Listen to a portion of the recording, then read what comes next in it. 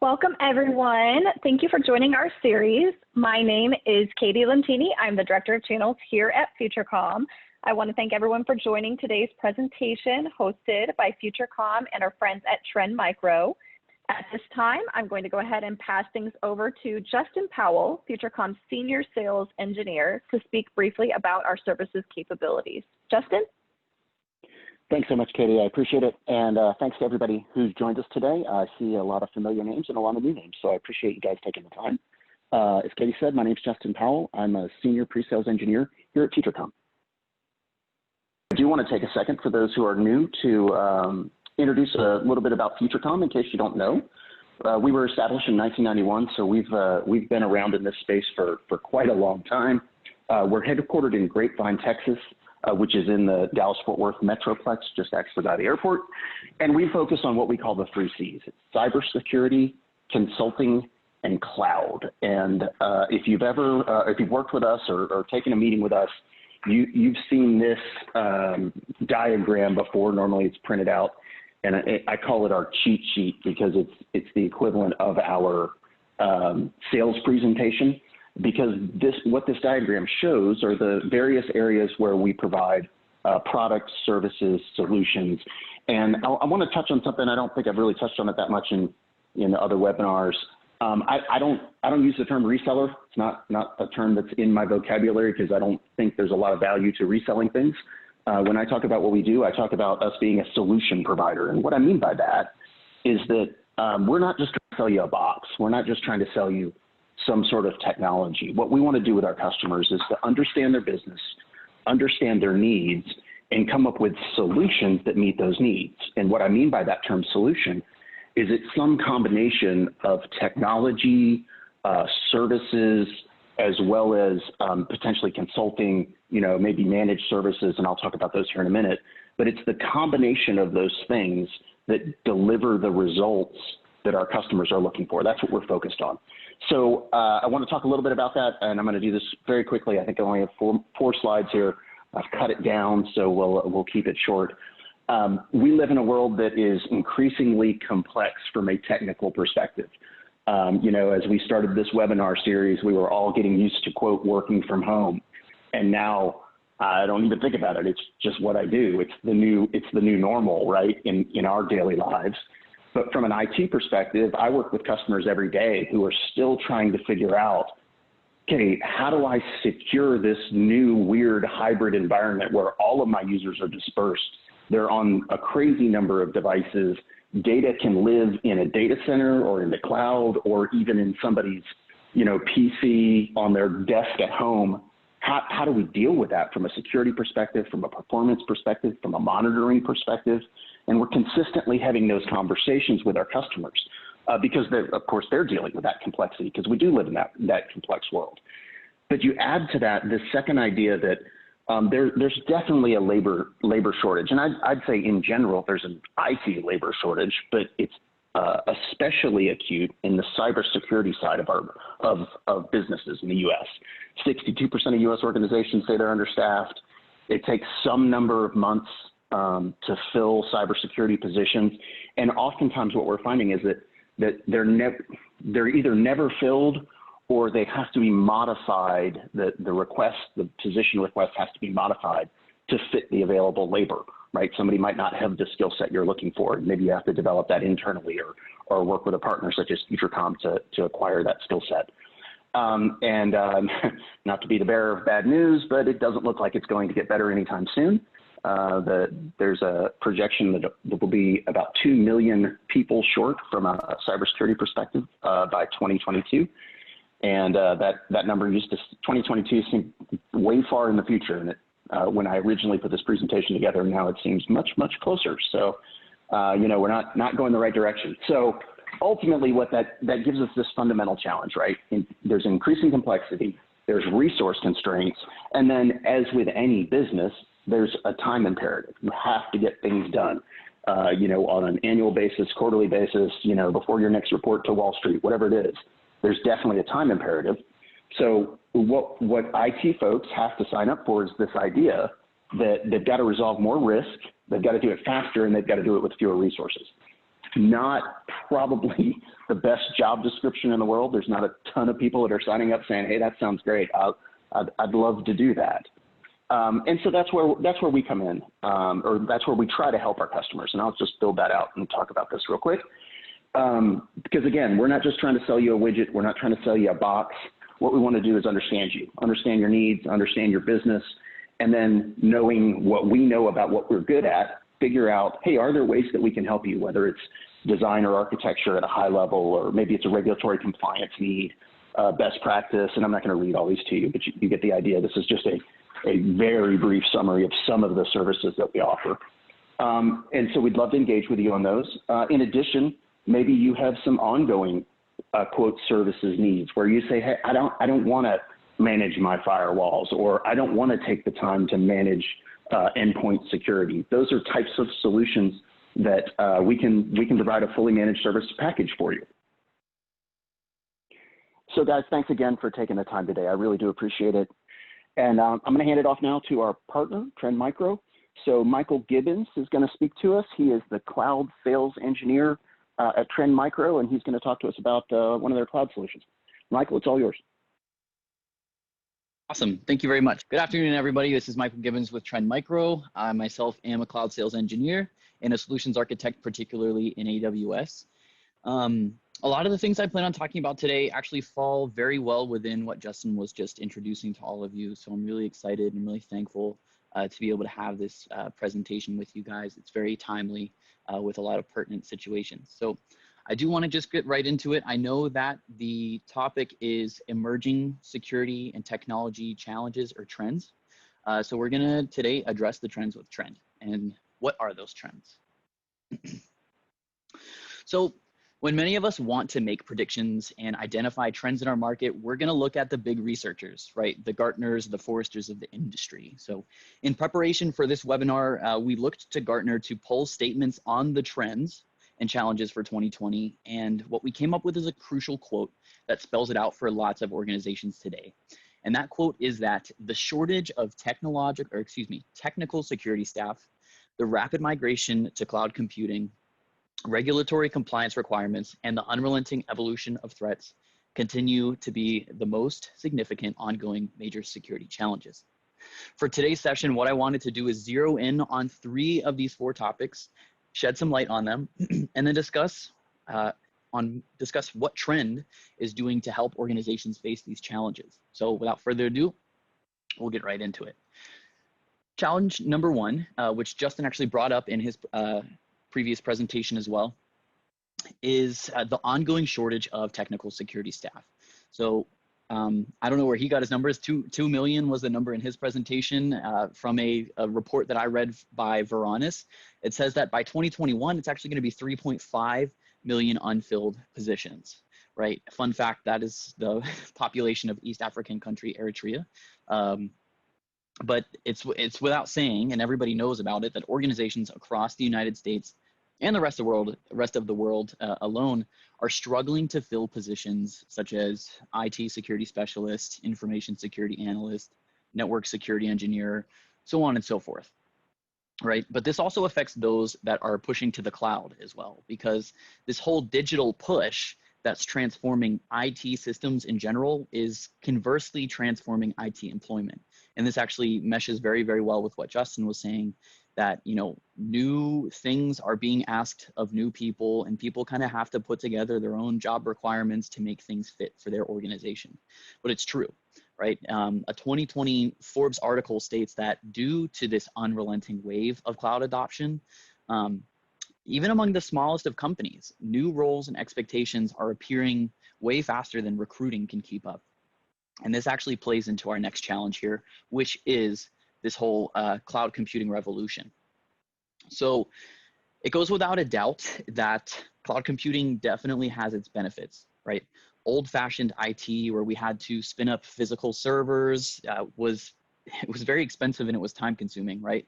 We actually had, you know, hard physical hardware that we had to stack up on a rack, and we had to do all the wiring. And you know, if we bought too many servers or too little to meet our needs, you know, we'd have to go back and revisit that. And so cloud providers are definitely giving organizations the ability to do all of that quicker and cheaper. Thus, we can all understand why, not just tech organizations, but so many other types of companies are running full sprint to the cloud to provision their IT. And that being said, though, a lot of companies are struggling to keep up. And this is because of three main reasons, right? There's an industry pressure to do everything quicker and more cost effectively. And it's really a driving factor for why people are doing things these days, because the faster a company can deliver value, acquire feedback, and implement changes into their production workload, it's the stronger they are, they're going to be against their competitors, right? And that's just the lay of the land today.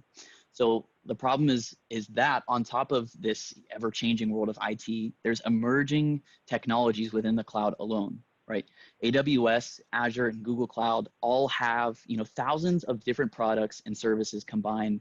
And if you're working in the cloud, if you are one of those engineers that fills one of those missing positions, you've got a lot to learn and you've got a lot to protect, right? So that's a lot on your shoulders, as well as, we need to make sure that things are being done right, whether it's through best practices or compliance. And, it's really hard to care about that stuff when all you want to do is move at lightning fast speeds, which ties into, that other creeping challenge for the IT organizations of today and the future, which is that regulatory compliance requirement. So challenge number 3 is regulatory compliance requirements. So not only do organizations need to meet this increasing standard of rapid value delivery, they also have to balance best practices, governance, and compliance all at the same time. And for those that are scratching your head, what do I mean by this? I mean, what I'm talking about is, the standards that organizations need to meet, whether it's internally, legally, or specific to their industry. Like, for example, NIST, or if I'm a healthcare industry player, I have HIPAA compliance. There's PCI, DSS, GDPR, so on and so forth, right? Lots of organizations are stacked with multiple standards and frameworks at the same time. And to be fair, your typical IT audit isn't really fast or anything. It's like old-fashioned IT. It's both costly and time-consuming. So as a result, you have organizations just pinching pennies and pushing deadlines to make sure that they can operate within their field legitimately. And this all being said, things are moving quicker. There's this increasing standard of rapid value delivery. Everybody has to go faster and adopt and adapt faster. But this whole compliance thing is really creeping above a lot of people. And the question is shouldn't auditing and compliance be able to move as fast as this market, right? Like there needs to be an evolution of governance as well, in my own personal opinion. And in the meantime, well, what can organizations do to keep up with all this? Well, that's where Trend will come into play, right? As a solutions architect myself and a sales engineer for Trend Solution Cloud One Conformity, I'm confident that this service faces up to all of the aforementioned challenges to some degree, right? Conformity, it's a solution, as we see, it sits on a platform of cloud services called Cloud One. And if you haven't heard about Cloud One just yet, the more you work with Trend, the more you're gonna hear about it for sure. Essentially, it's a platform of different solutions that focus on particular aspects of cloud security. You see we have file storage security, application security, container security, so on and so forth, right? The rationale was we're going to take what were once just point products and consolidate them into one dashboard, one view with a holistic approach to cloud security. So out of those solutions, Conformity's main focus is on an organization's cloud resources, right? So what do we have running in the cloud? What services are we using? And the 3 main objectives of Conformity are providing visibility across multiple cloud accounts or multiple cloud providers, identifying any gaps in compliance that we have in our environment, right? Where do we stand today in comparison to how we need to stand in order to pass our GDPR audit, for example. And then actionability, right? Once we've identified that there's a gap in compliance or there's something that needs to be done here, how do we solve the problem? And with all these theoretical bits here, I'm sure you're probably like, okay, well, how can we actually address these challenges? So what I'm gonna do is I'm gonna move forward and actually just open up the dashboard and just begin walking through what's going on. All right, so when you land in Conformity, in the dashboard, you'll have a consolidated view of all of the cloud accounts and subscriptions that you have added. So here we have a multi-cloud environment. There's both Azure accounts and AWS accounts. So we're trying to gain visibility across multiple different environments. The main focus of this tool upon its creation was to answer the question, how do I know if my cloud infrastructure meets the best practice standard for the AWS well-architected framework? So what we do is run checks up against the cloud environment, and we'll deliver to you, a compliance score, both overall and both specific to the pillars of the well-architected framework that we see below here. And if you're unfamiliar with the well-architected framework, essentially, it's just a white paper of rules that AWS suggests their customers follow as they build in the cloud, right? This isn't anything they're forced to do, but as a cloud provider, they took it upon themselves to say, hey, if you're going to be using our resources, you should definitely follow these pillars and these suggestions in order to make sure that you're optimizing your cloud, right? Thankfully, Microsoft Azure has its own well-architected framework with the same name and the same pillars. And this actually made our integration into the tool, as well as this whole consolidated view, that much easier. So I'm going to scroll back up to the top of the dashboard here. And as stated in the presentation, the three main objectives of conformity were providing visibility across multiple cloud accounts and providers, identifying gaps in best practices or compliance, and providing step-by-step insight on how to fix those gaps that we've identified. So visibility, gaps in compliance, actionability. As you can see, we're pulling a lot of information from both a client's AWS and Azure accounts to help them paint a picture of what on earth is going in their cloud. So the visibility is there, right? We give them an overall view of the checks they passed versus failed, how all of their cloud accounts look stacked up against each other with the compliance level comparison, what's happening in real time, on a click-by-click basis, what's going on in all of these environments with the real-time threat monitoring piece, how they're looking with specific regard to the pillars of the well-architected framework, how they're trending over time, what things are looking like across the AWS regions in the event that this client is operating in multiple different data centers. And lastly, what are the most critical or high-risk failures that they currently have across their environments? And this last piece here definitely starts to show us, how those gaps in compliance come to our vision here through conformity. So like I said earlier, the skeleton for this tool was the well-architected framework, right? We see that the category here is the security pillar. We have the cost optimization pillar here, as well as operational excellence. In order to make ourselves multi-cloud, we had to dash in rules for the Azure framework too. But we also realized that the goal for most organizations is actually being able to legitimately operate within their industry. So thus, we have the ability to see how we stand up against frameworks other than just the Azure framework or the AWS well-architected framework. For example, let's say I'm an infrastructure engineer working for a healthcare organization, and I need to know how exactly my cloud environment stands up against the HIPAA framework.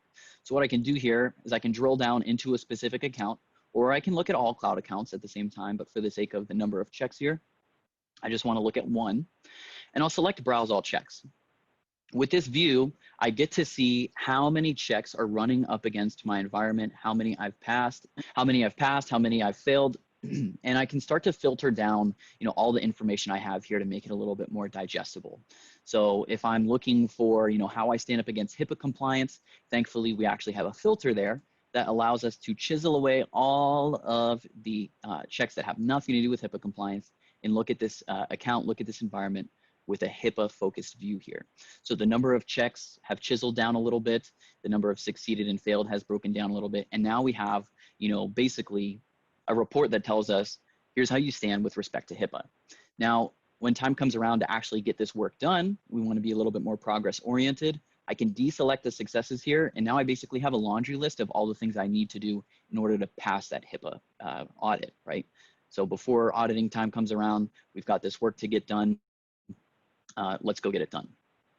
But this then begs the question, we've gained that visibility, we've identified the gaps in compliance. Now we need to know how to solve the problem. And this definitely plays into the shortage of technical experts in the field today. We've gained the visibility, we've gained the insight into what needs to change. Well, how do we change it? What's cool here is with conformity, we have the ability to gain step-by-step insight on how to solve the problem here. And it's really great because a lot of people that are operating in this same space that are up against trend in this so-called posture management space, essentially they will give you the same type of visibility, the same type of action items, but they won't show you how to solve the problem step by step. So what's cool here is we hit the resolve button when we're in the dashboard, and that'll forward us over to the Cloud Conformity Knowledge Base. Essentially, the knowledge base is home to all of the supported AWS and Azure services, as well as all of the checks associated with those services that we have baked into the tool. So we scroll down a little bit more and we get into the info section. Essentially, this info section tells us, a little bit more about the check that we failed, any sort of compliance standards that if we remediate this check, we will be on our way to achieving compliance in. Scrolling down just a little bit more, then we have a use case, right? What's the risk we're running if we leave this unremediated? So now that the info points past us, we can scroll down and start to look at the action items. So first thing is the audit instructions. The audit instructions are more for people that are accessing the knowledge base in a free to public manner. They don't want to use conformity as a tool. They haven't registered for a trial. What they want to see if this check is something that they have passed or failed in their environment. So what they get here is step-by-step instructions either through the user interface, the management console user interface, or the AWS command line interface, whatever the flavor is of the person doing this check, on how to see if this is something they have in their environment. Obviously, if we're using conformity, we've identified that. We've ran this check already. So what's more important to us is how to solve the problem at hand here. So just like above, step-by-step, on the left-hand side with the command line interface, the left-hand side with the user interface, right-hand side with the command line interface on how to solve the problem here. Basically bridging that gap from, okay, we lack visibility into our environment, now we have visibility, to we need to know if there's any breaks in our environment, we've identified one, how do we solve the problem? Well, the problem's solved, right? With these instructions, you don't have to go searching for Google to see if somebody else has already done this remediation or ran into this problem themselves, or searching for Stack Exchange, which, don't get me wrong, is good engineering, but it's also good to have this in your back pocket if you can. And even if you need to do any more, supplementary reading along those lines, all of the documentation that this is pulled from and all the documentation you can learn about these services is right here at the bottom of the page as well. And this is specific to this check, of course. So let's come full circle for a second here. I'm going to go back to my PowerPoint, make sure I can switch back over. Cool. So we talked about the 3 challenges that organizations are facing today, right? It's this rampant shortage of technical security staff. It's the rapid migration to cloud computing and the struggle of achieving regulatory compliance in the whole process of that. So how does conformity help tackle those specific problems? Well, for starters, let's take the shortage of technical security staff, right? Obviously, we can't solve the staffing shortage ourselves, but with conformity, with the conformity knowledge base especially, engineers who don't have all of that technical knowledge off the top of their heads can feel more comfortable with these step-by-step instructions on how to fix the breaks in their environment, right? Second is the challenge of this rapid migration to the cloud. Organizations that are succumbing to this pressure to move to the cloud, and it's a good pressure, don't get me wrong, they might be going in blind. They might not have a very sturdy cloud base or a very sturdy group of people who are knee deep in the cloud or anything like that.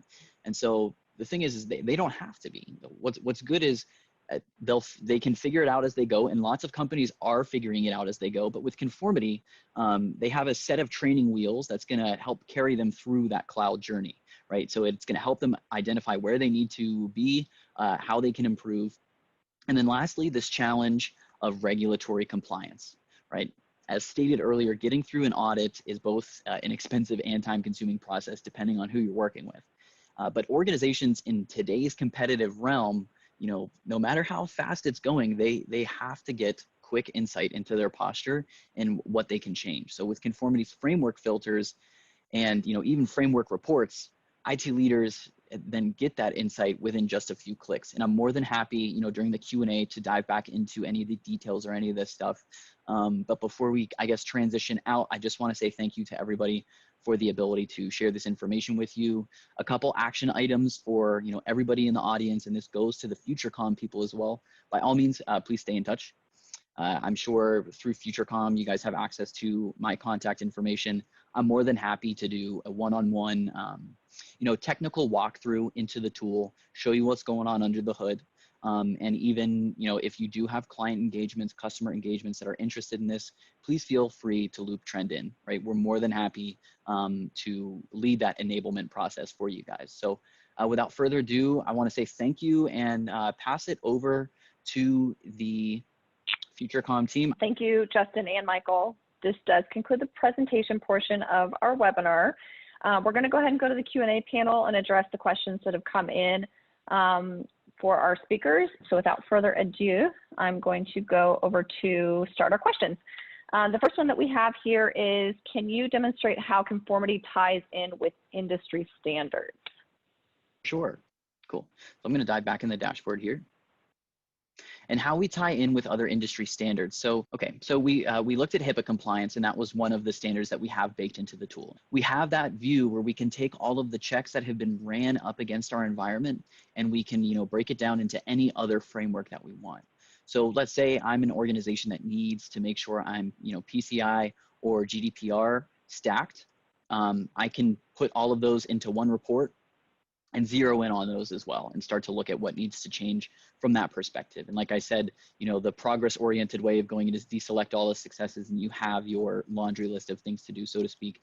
But if you need, to give somebody who's higher up than you that type of visibility to say, here's how good we're doing, because actually I selected the successes and I'm doing a lot better than I am failed now. But, you can say, here's how good we're doing. And, there's some stuff that needs to get done here, but we'll take care of it, right?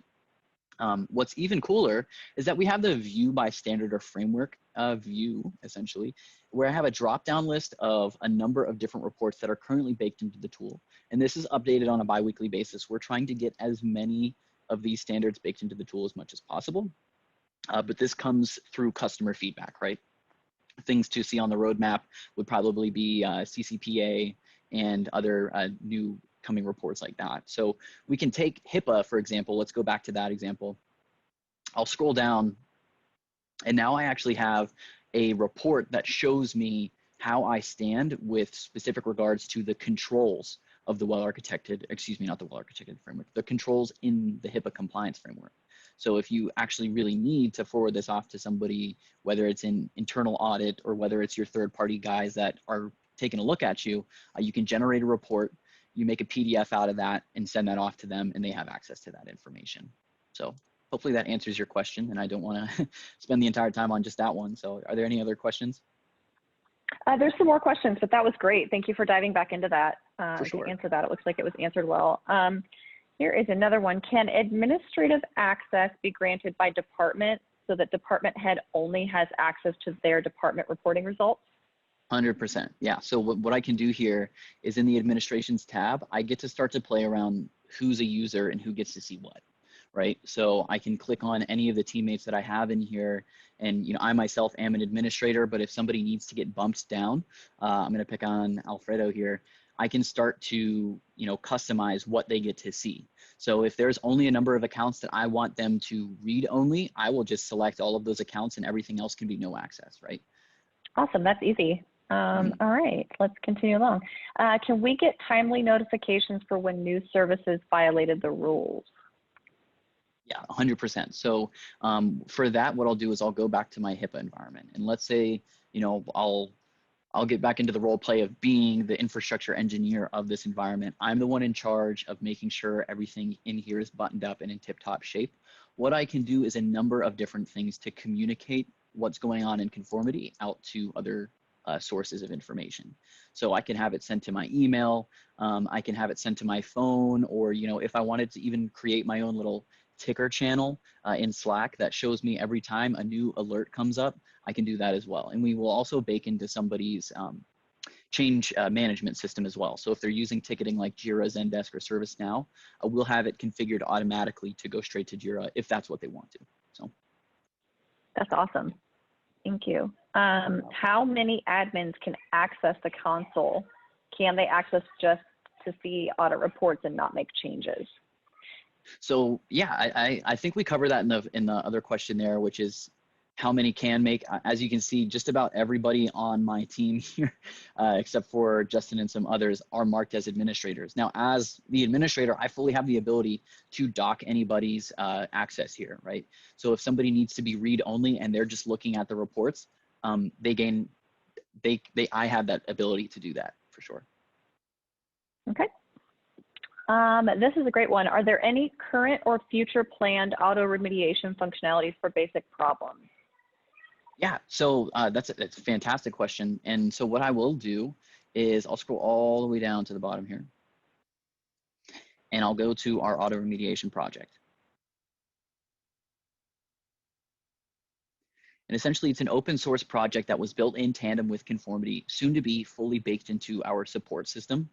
But the way it works is just as you can imagine, auto remediation, right? We had to go into the dashboard, click resolve, and learn that step-by-step process on how to solve the problem.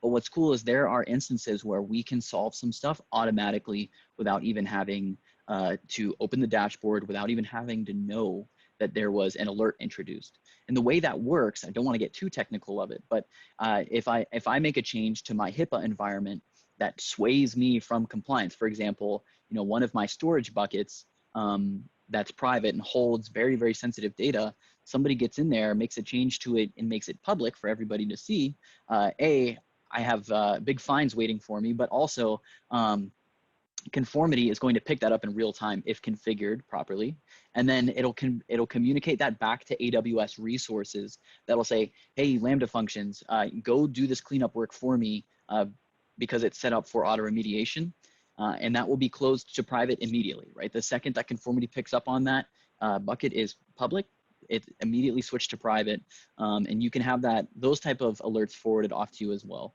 And there's somewhere around, I don't want to scroll throughout the whole GitHub page, but there's somewhere around some 70 or so remediation rules that we can bake into here. So it's not the same exact 600 that we have baked into AWS. It's really the most high level crucial stuff that we need to have buttoned up without a doubt, and most people don't want to leave that up to manual remediation. So that was a fantastic question. Yeah.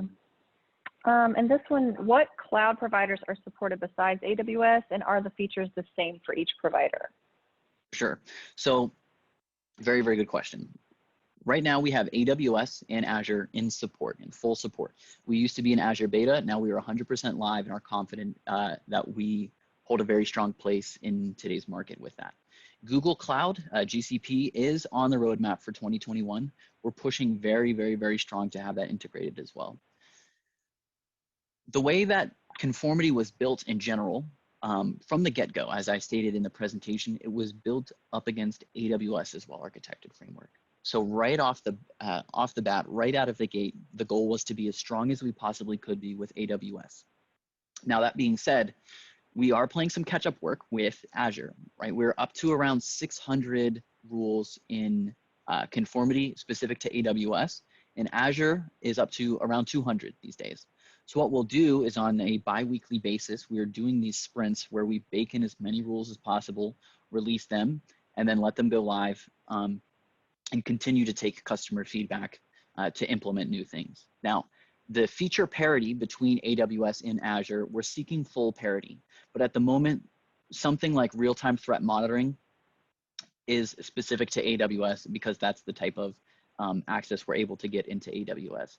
We're not necessarily able to pull that same visibility just yet with Microsoft. And another thing is adding an account, right? In AWS, the way you can add an account is through CloudFormation. So if you have your AWS account open in, say, another tab, I can essentially click add account, and then another AWS tab will open and say, do you want to spin up the resources necessary for Conformity, right? Thanks to CloudFormation, that's very quick and that's very easy.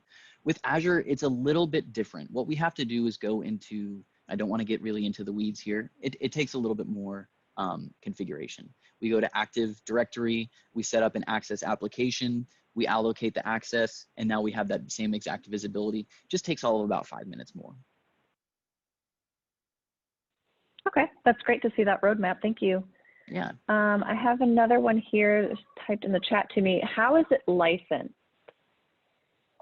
So the way conformity works is it's licensed per account or per subscription, depending on what you're in. So if it's AWS, it will go per account. If it's Azure, per subscription. If you're multi-cloud, both account and subscription. Good to know. Thank you. Yeah. I have another one here. What permissions do I need to give Trend for it to be able to run these scans? Great. That's an awesome question. So this ties into the whole adding an account process. And what I'll do is just step in here. Hopefully the person asking this question is a technical person because they'll probably get a technical answer. I talked about the way that we add with AWS. It's an automated way we can use CloudFormation. Essentially what's happening with CloudFormation is if I do the manual setup, it's just the same exact thing, except it's click by click instead of CloudFormation. What I'll do is create a IAM role. This IAM role gives us that cross-account access between Conformity's AWS account, because our architecture is based in AWS, and the client AWS account, or our AWS account and the client's Azure account. We create an IAM role that allows us that cross-account access, and then we apply 2 custom policies to that IAM role. The way this works is it's only API read to the configuration API, right? We're not trying to see what type of stuff you have stored in your bucket. That would be more pertinent to the file storage security piece of Cloud One. What we're doing here is just taking this type of API configuration data, or metadata rather, and looking at the resources that you have in the cloud. How are they configured, and are they configured with best practices in mind? Thank you. Oh, I've got another one here in the chat. Do I need to install any appliances, agents, or taps in my environment, or is the solution purely SaaS? Purely SaaS.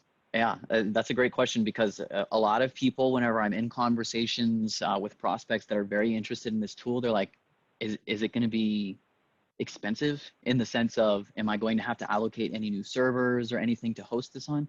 No. In the sense, it's inexpensive because you're not having to spin up any resources. It's very, very lightweight. All you do is provision that IAM role or that access application, and bam, it's done. So the setup is, on the AWS side, about 5 minutes. On Azure, it's about 10 minutes. And if that's multiple accounts, you could say maybe a half hour. So no extra servers, no databases or anything. All right, I will check. It looks like we have answered everything in the Q&A portal, and I'm just going to check my chats. I think we've answered everybody. If I missed one, because I know some of you were chatting me, if I missed somebody, then definitely just ping me afterwards and we'll get any of your additional questions answered. But I do believe that I've got them all. Thank you again to Justin, and thank you, Michael, and the Trend Micro team for the presentation today. It was very valuable information. Again, reach out to me or your account manager, and we can do a one-on-one setup with you. We can talk about things specific to your environment that might make a little bit more clear, more sense for you. If you have any additional questions, let me know. Otherwise, stay safe, stay secure, and we'll catch you guys next time. Thanks so much.